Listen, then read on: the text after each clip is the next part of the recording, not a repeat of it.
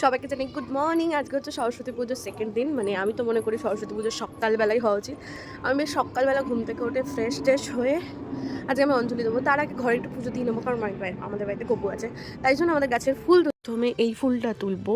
এখানে একটাই কড়ি এসেছে, মানে সরি ফুল হয়েছে, আর ওইখানে কড়ি এসেছে এক ধরনের সাদা ফুল। এই ফুলটা খুব সুন্দর না? এই ফুলটাও কিন্তু খুব সুন্দর। এটা এই কালার হয় আর সাদা কালার হয়।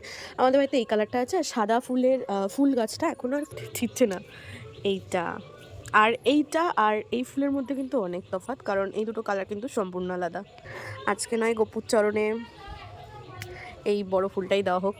আমার কিন্তু এই ফুল দিয়ে সিংহাসন সাজানো খুব ভালো লাগে, তাই জন্য এই ফুল দিয়ে কিন্তু পুরোটাই সাজাবো সিংহাসনটা।